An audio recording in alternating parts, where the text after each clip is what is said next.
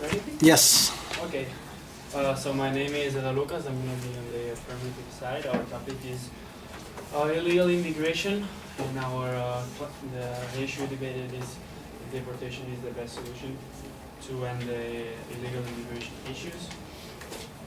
Before starting, just say what do you know as an illegal immigrant or an illegal alien, so we're on the same page.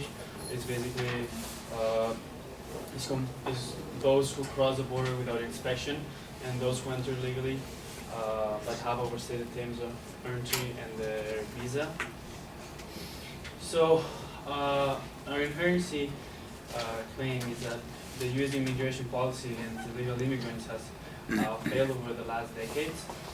There's this research, this table done by a research center in this 2005, in which we can see clearly that from the 90s it has increased up to 8 million legal immigrants in the States, reaching a peak in 2007 and of to 12.2 million illegal immigrants in the States, and then nowadays we're at about 11.3 million immigrants. So from having 3.5 illegal immigrants in the 90s, nowadays we have 11.3. That's clearly, we can see that the immigration policy is not working. So these illegal immigrants create harms to U.S. citizens and taxpayers. That's in here significance claim.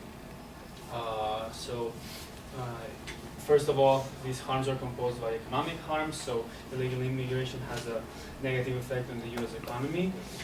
Jack Martin and Eric Ruog, they brought out the fiscal burden of illegal immigration on United States taxpayers done in July 2010, and it said that illegal immigration costs U.S. taxpayers about $113 billion a year at the federal, state, and local level.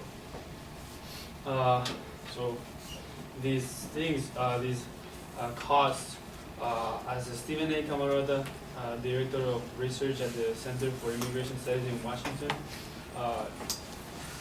he said that among the largest costs that we have, that the Americans have, maybe the Medicaid, about $2.5 billion, treatment for uninsured illegal immigrants, which would be about $2.2 million, and the food assistance, WSC, and free school lunches that can add up to $1.9 billion. That's one of the biggest expenses.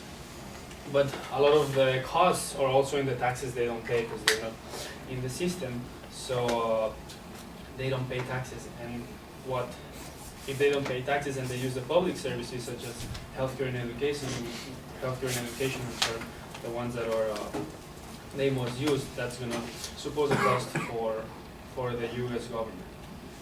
So, for example, for education, you can see Jack Martin and Eric Ruog, the same authors from the fiscal burden of illegal immigration on the United States taxpayers, stated that education for children of illegal aliens constitutes the single largest cost to taxpayers at an annual price tag of nearly $52 billion. And all those costs are absorbed by local and state governments. Also, the total K-12 school expenditure for illegal immigrants cost the states $7.4 billion annually in 2011. That's by the Colorado Alliance for Immigration Reform. And also the illegal immigrant students might suppose a setback for the rest of the students. Also, a lot of the money they make here illegally, they send it back to Mexico.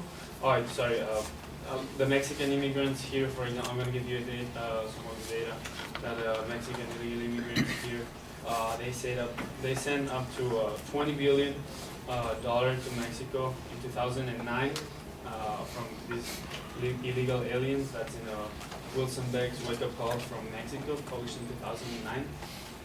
So like the money they make here, they don't spend it here, which is also a loss for the United States. And also there's a lot of organized crime, as we can see,